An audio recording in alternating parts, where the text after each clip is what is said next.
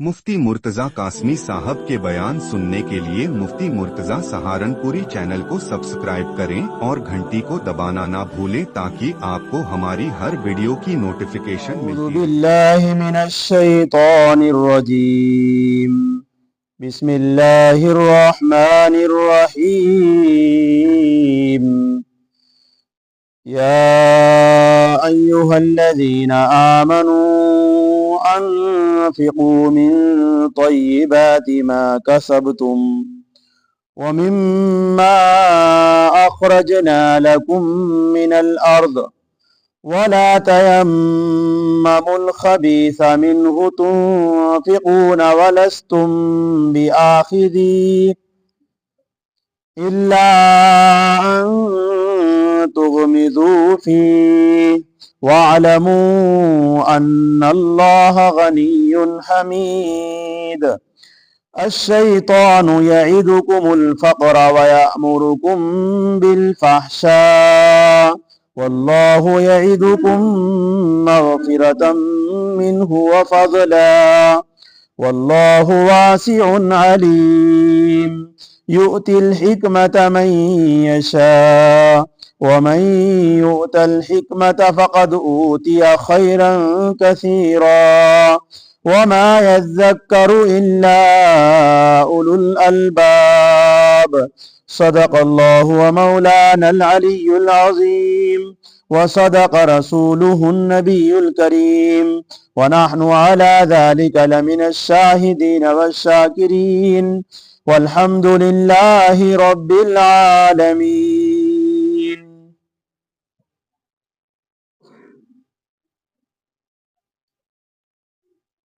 बिस्मिल्लाहिर्रहमानिर्रहीम। शुरू अल्लाह के नाम से जो बड़ा मेहरबान निहायत रहम करने वाला है। ए ईमान वालो, खर्च करो उम्दा चीज़ों में से जो तुमने कमाया है और उसमें से जो हमने निकाला है तुम्हारे वास्ते ज़मीन में से, और मत इरादा करो गंदी और रद्दी चीज़ों का उससे कि तुम खर्च करो और दरा हालांकि तुम उसको कभी भी नहीं लोगे, मगर ये कि चश्म पोशी करो उसमें और जान लो कि बेशक अल्लाह तबारक व ताला गनी है, अपनी जात में महमूद है। शैतान तुमसे वादा लेता है, वादा देता है तुम्हें फक्र का, तंग दस्ती का, और तुम्हें हुक्म करता है वो बेहयाई का। और अल्लाह तुमसे वादा करते हैं मगफिरत का और अपने फजल का। और अल्लाह तबारक व ताला कशाइश वाले हैं, जानने वाले हैं।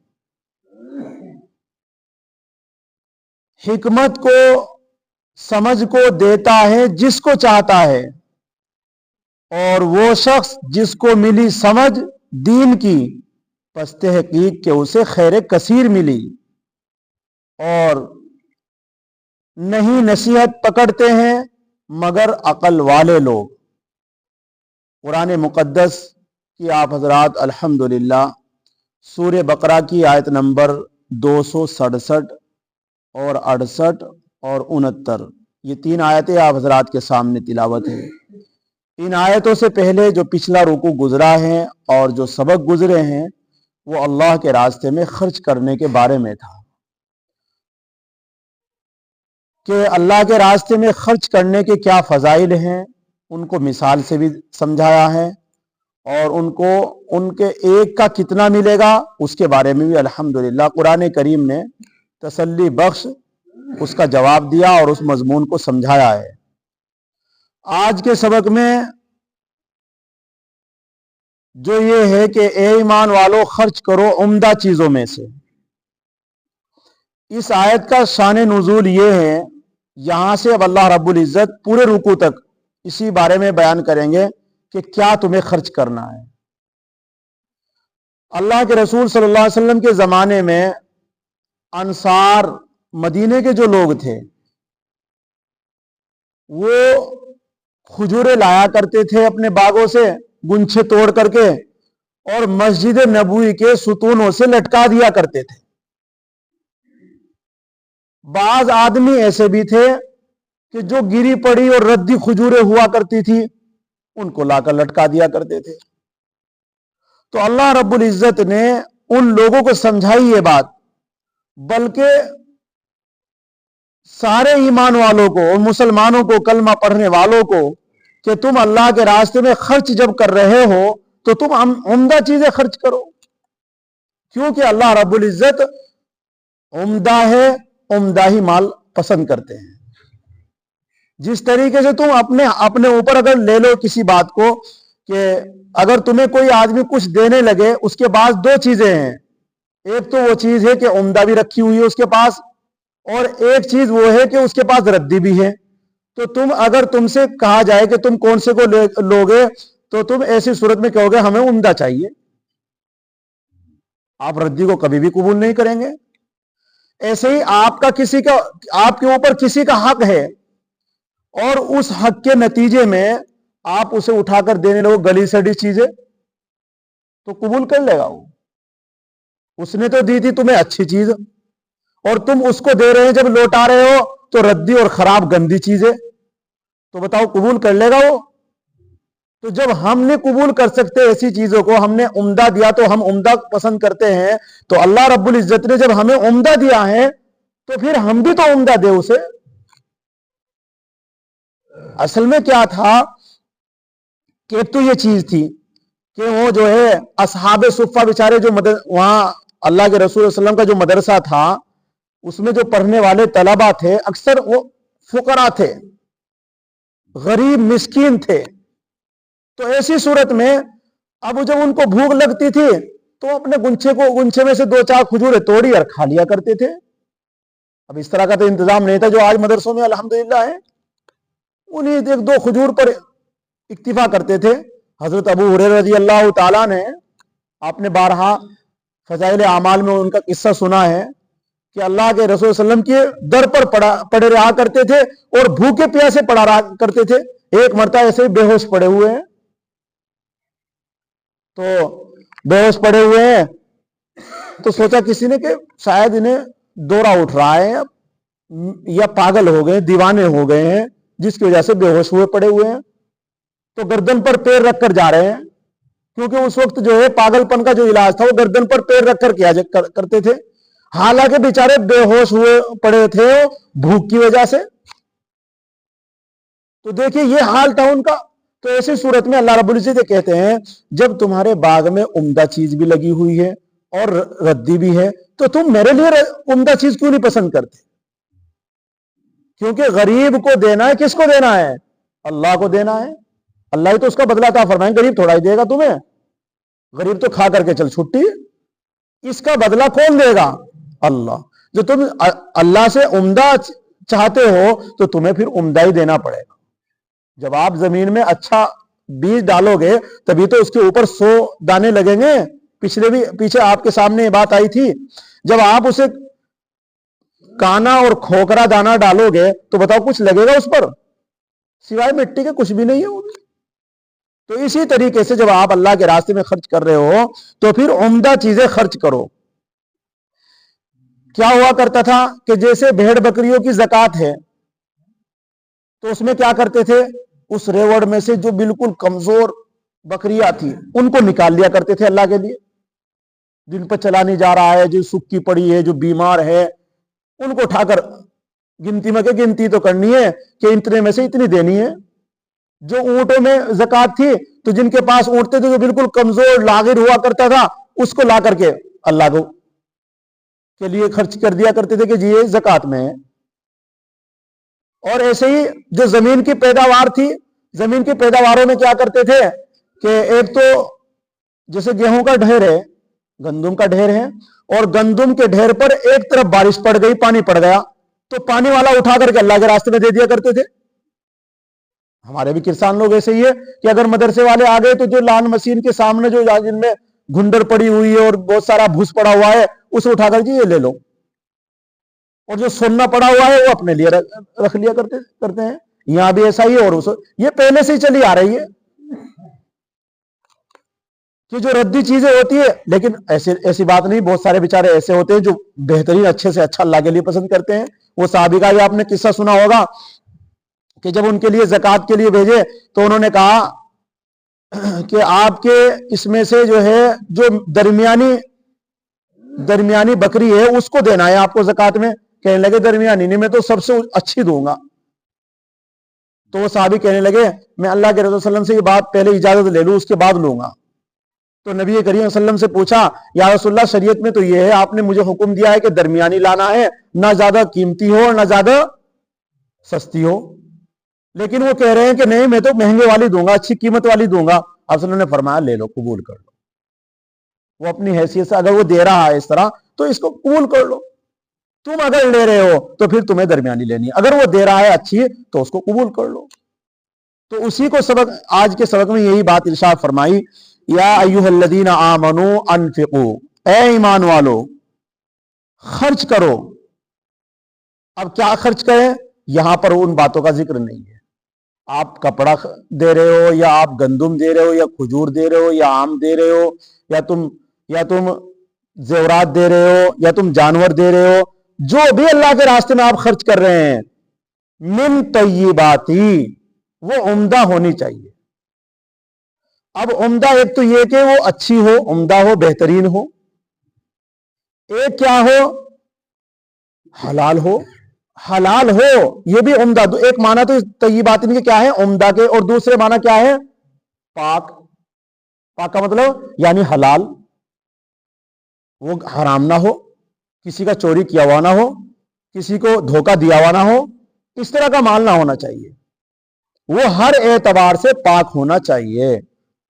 ما کسبتم، جو تم نے کمایا ہے، جو تم نے اپنی کمائی میں سے اچھا اور عمدہ اللہ کے راستے میں خرچ کرو، اگرچہ وہ تھوڑا ہو. اخلاص ہونا چاہیے اللہ، اور یہ دل میں ہونا چاہیے کہ میں اللہ کو دے رہا ہوں. وَمِمَّا أَخْرَجْنَا لَكُم مِّنَ الْأَرْضِ، اور اس میں سے جو ہم نے نکالا ہے تمہارے واسطے زمین میں سے. یہاں مراد کیا ہے؟ پیداوار. عشری زمین ہے، عشر واجب ہے، 10واں حصہ واجب ہے زمین میں سے، ہر پیداوار میں سے. تو اس میں گندم ہے گندم، چاول ہے چاول، کھجور ہے تو کھجور، آم ہے تو آم. اللہ کے راستے میں خرچ کرنا ہے. تو تم یہ نہیں کہ جو اسے کوئی نہ لے تو اس کو اللہ کے راستے میں خرچ کرو. اور یہ کس کے لیے حکم ہے؟ یہ بات بھی ذہن میں رکھنا کہ جس کے پاس دونوں ہو، عمدہ ہو، ردی ہو. جس کے پاس بیچارے کے اتنا تنگ دست ہے کہ اس کے پاس ردی ہے، تو پھر اس کے لیے یہ اتنا مجبور نہیں کیا شریعت نے. اس کو کہا کہ تو یہی دے دے، اللہ اسی قبول کر لیں گے.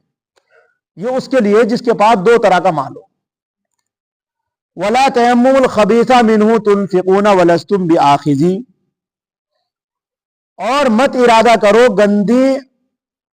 گندی چیزوں کا، خبیث چیزوں کا، ردی چیزوں کا. سارے ترجمے ہوں گے اس کے، یعنی حرام.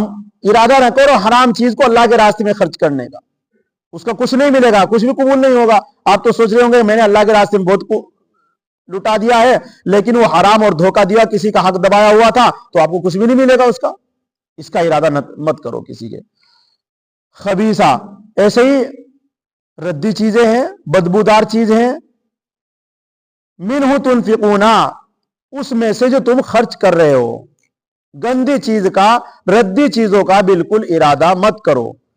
وَلَسْتُمْ بِآخِذِيهِ، اللہ یہ کہتے ہیں اگر تمہیں دینے لگے وہ ردی چیز تم اسے قبول نہیں کرو گے، کبھی بھی نہیں لو گے. جب تم خود نہیں لو گے تو اللہ کو کیسے دے رہے ہو تم؟ إِلَّا أَن تُغْمِضُوا فِيهِ، مگر ہاں تم چشم پوشی کے لیے کسی کی سرمائی لے لو، یہ بات الگ ہے. تمہارا دل تو نہیں چاہ رہا ہے، لیکن تم اوپر نیچے دیکھ کر کے چپ چاپ اسے لے رہے. دل تو تمہارا کہہ رہا ہے کہ یار یہ بیکار دے رہا ہے، لیکن تم شرمائی کسی سے پکڑ لو، یہ بات ہو رہے. بھائی تم ویسے اگر دل سے تم قبول نہیں کرو گے، اگر تم سے پوچھا جائے بھائی کون سا لوگے، یہ لوگے یا لوگے، تو آپ ایک دم ہاتھ رکھیں گے عمدہ پر کہ میں تو یہ لوں گا. لیکن اگر وہ کہنے لگا میں تو یہ دے رہا ہوں، اور آپ شرمائی اگر لے لو تو یہ بات ہو رہی ہے، لیکن دل سے آپ قبول نہیں کرو گے اسے. اللہ رب العزت یہ کہنا چاہتے ہیں الا ان تغمضوا فی، مگر یہ کہ تم چشم پوشی شرمائی سے کسی پکڑ لو، یہ بات الگ ہے. وَاعْلَمُوا أَنَّ اللَّهَ غَنِيٌّ حَمِيدٌ، اور یہ بات جان لو اللہ رب العزت کو تمہارے پیسوں کی اور تمہارے اس خرچ کرنے کی ضرورت نہیں ہے. وہ تو تمہاری بھلائی کے لیے کہہ رہا ہے بات, نہیں تو اسے ضرورت نہیں ہے آپ کے خرچ کرنے کی. آپ اسے کھانا دے رہے, کسی کو کھانا دے رہے ہو کہ مجھے اللہ سے لینا ہے, یہ تمہارا اپنے لیے. اللہ کے مال میں کوئی اضافہ نہیں ہوگا, اللہ کے یہاں کوئی کمی نہیں ہے. اللہ رب العزت کہنا چاہتے ہیں غنی, میں تمہارے خرچ کرنے سے بے پرواہ ہوں, مجھے کوئی پرواہ نہیں ہے تمہارے خرچ کرنے, تم دے دو تو میرا حکومت چلے گی. حمید, حمید کے معنی میں اپنی ذات میں محمود ہوں, یعنی میری ذات ایسی ہے کہ اسے حمد کی ضرورت نہیں, تم تعریف کرتے پھرو میری, میں تو خود اپنی ذات میں حمد ہوں, میری ذات ہی حمد کے لائق ہے. سمجھ میں آئی حمید کے معنی؟ یعنی ایک چیز تو وہ ہے کہ اس کو بیان کرنا پڑتا ہے, بھائی بہت اچھی ہے, بھائی یہ بہت اچھا آدمی ہے, نہیں اس کے اندر تو بہت اچھی صلاحیت ہے, بیان کرنا پڑتا ہے, تب پتہ لگتا ہے تو بھائی تعریف کے لائق آدمی. لیکن اللہ رب العزت کے بارے میں آپ بڑائی نہ کرو, جب بھی اس کا کہا اس کی تو بڑائی وراول ورا ہے, بھائی آپ بڑائی نہ کرو, وہ تو پھر بھی اس کی تو بڑائی ہے. تو اس لیے آپ کو اللہ رب العزت یہ کہنا نہیں چاہتے کہ تم دو تو میرا کام چلے گا.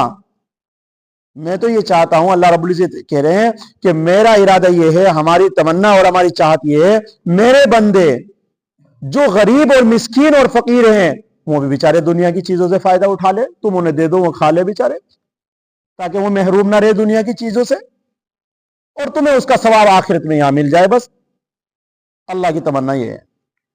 آگے فرمایا اگلی آیت میں بات فرمایا, دیکھو اس میں ایک حدیث ہے جس کے راوی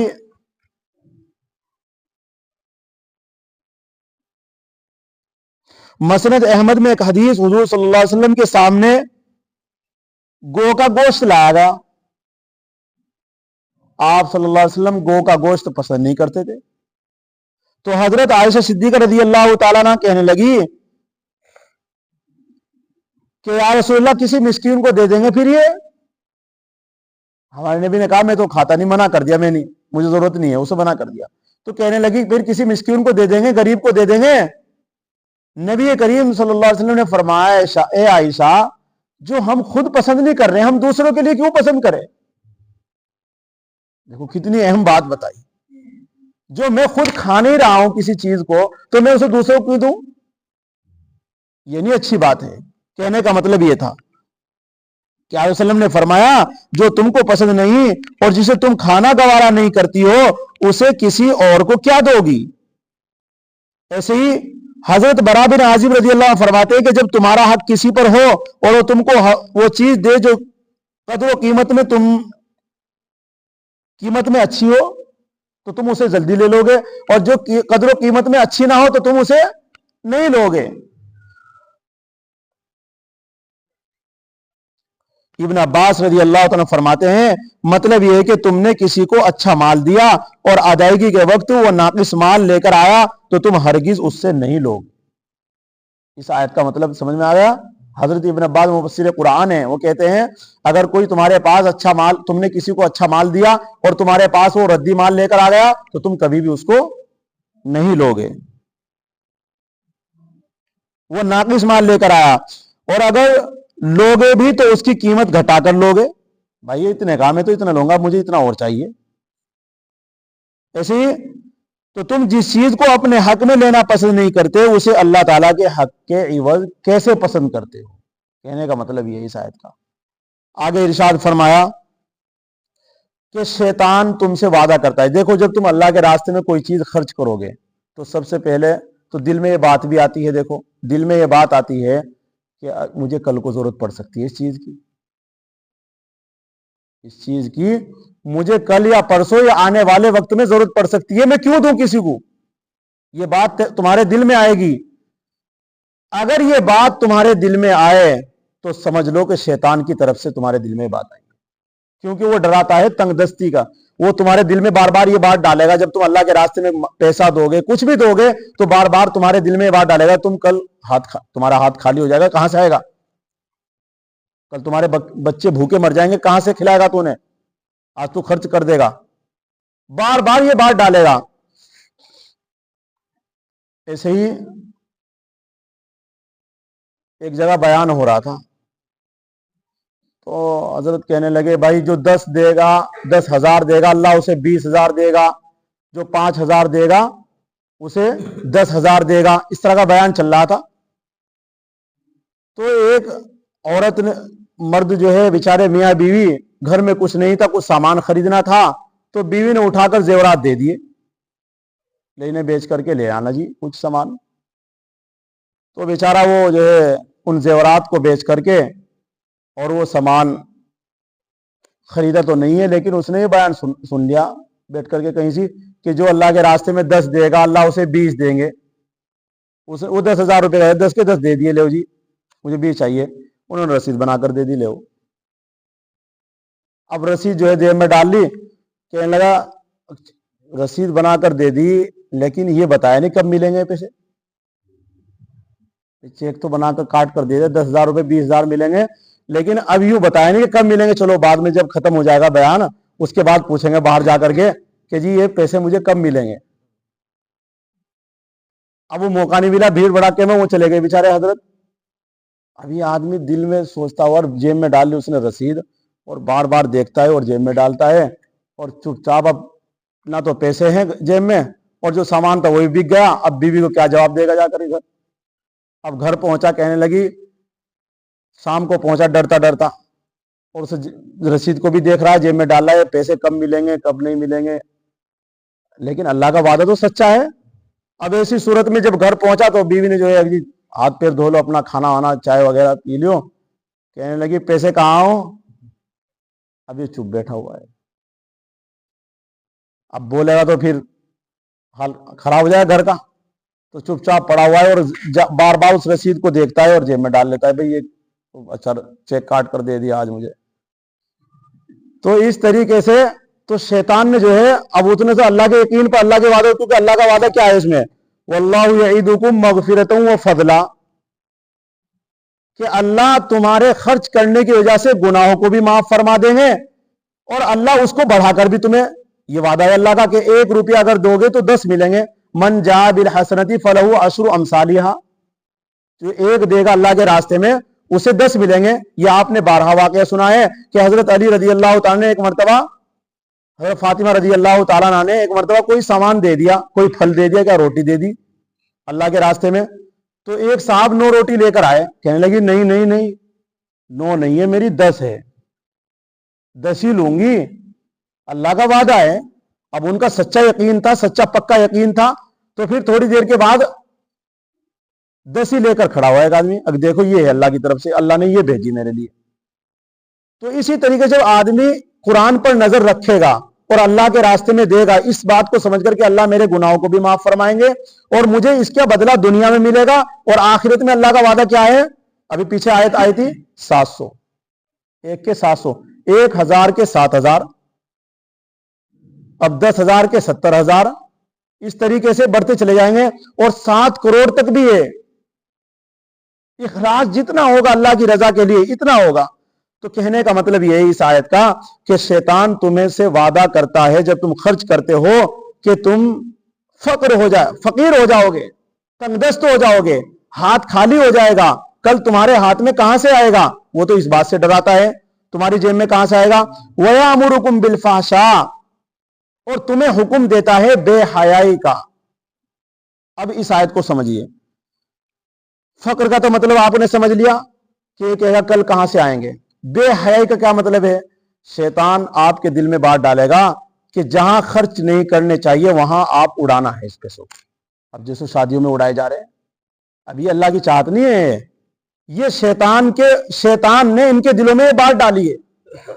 حدیث شریف میں آیا کہ جب تمہارے دل میں یہ بات آئے کہ اللہ کے راستے میں خرچ کرنے سے مال گھٹ جائے گا، میرا ہاتھ خالی ہو جائے گا، کل میرے بچے کہاں سے کھائیں گے، تو حدیث شریف میں آیا کہ تم پھر اس وقت اعوذ باللہ من الشیطان الرجیم پڑھو، ولا حول ولا قوت الا باللہ العلی العظیم پڑھو، اور جب تمہارے دل میں یہ بات آئے اللہ کا وعدہ سچا ہے، میں دوں گا تو ضرور مجھے ملے گا، تو پھر سمجھ لو کہ یہ اللہ کی طرف سے اور ایک فرشتے نے آپ کے دل میں یہ بات ڈالی ہے۔ تو اس لیے فرمایا الشیطان یعیدکم الفقر ویأمرکم بالفحشاء۔ حضرت عبداللہ بن مسعود رضی اللہ تعالیٰ سے مرفوعاً ایک حدیث روایت کی گئی ہے کہ اللہ کی راہ میں خرچ کرنے سے شیطان روکتا ہے، دل میں وسوسہ ڈالتا ہے کہ اس طرح فقیر ہو جاؤ گے، اس نیک کام میں سے روک کر پھر بے حیائی اور بدکاریوں کی رغبت دلاتا ہے، گناہوں پر، نافرمانیوں پر، حرام کاریوں پر، مخالفت حق پر اکساتا ہے اور اللہ تعالیٰ تم کو اس کے برخلاف حکم دیتا ہے۔ یہ حدیث، یہ تفسیر ابن کثیر میں یہ بات لکھی ہے۔ اب بے حیائی کیا کیا ہے؟ بے حیائی کیا ہے؟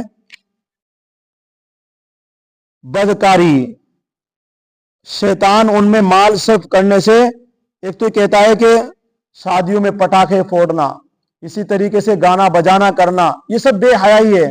جہاں پر بھی اللہ کا حکم ٹوٹ رہا ہو وہ سب بے حیائی ہے، بس سمجھ لیجیے، جہاں پر بھی اللہ کا حکم ٹوٹ رہا ہو وہ سب بے حیائی کے کام ہیں۔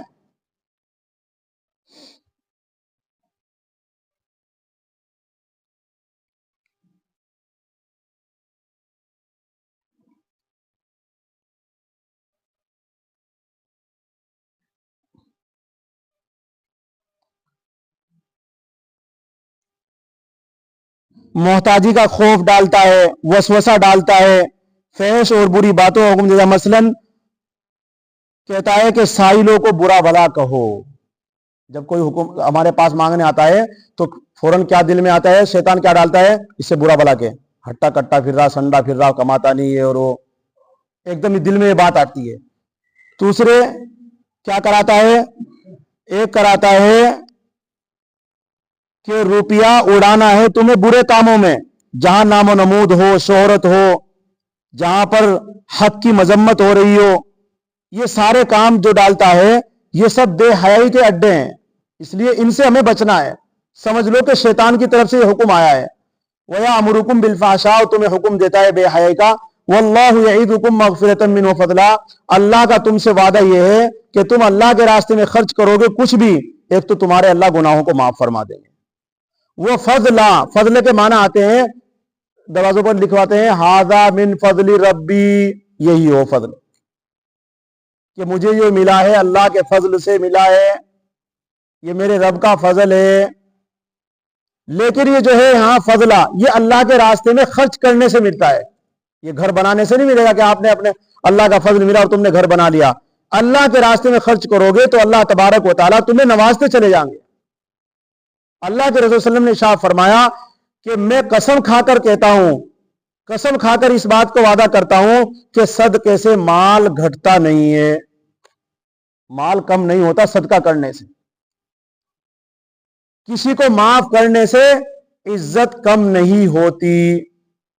اس حدیث شریف میں ہے جس میں ہمارے نبی نے قسم کھا کر یہ وعدہ کیا ہے، اس لیے فرمایا واللہ یعید واللہ واسع علیم، اللہ تبارک و تعالیٰ کشائش والے ہیں، جس کو چاہے جتنا دے دے، اس کے یہاں بھرے پڑے ہیں مال۔ علیم، وہ جانتا ہے کہ اس کی نیت جس راستے میں، اللہ کے راستے میں اگر خرچ کر رہا ہے، اس کی نیت کیا ہے، نیت کے اوپر دیتا ہے۔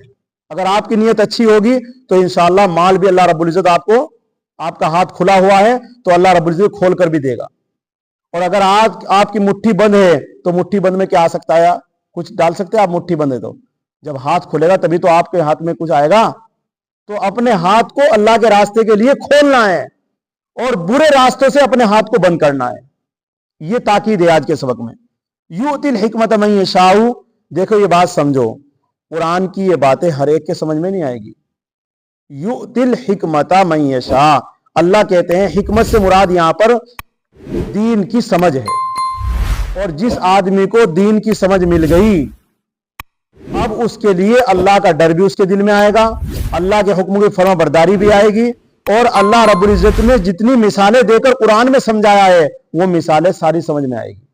جو بات دین کی وہ سنے گا وہ دل میں اس بات کو جگہ دے گا، اور یہ ہر ایک آدمی کو ملتی نہیں ہے، اس کے لیے آپ کو دعا کرنی پڑے گی، اے اللہ مجھے دین کی سمجھ عطا فرما۔ ہم سب کو اللہ دین کی سمجھ عطا فرما۔ اور ایک روایت میں ہے کہ قرآن کی سمجھ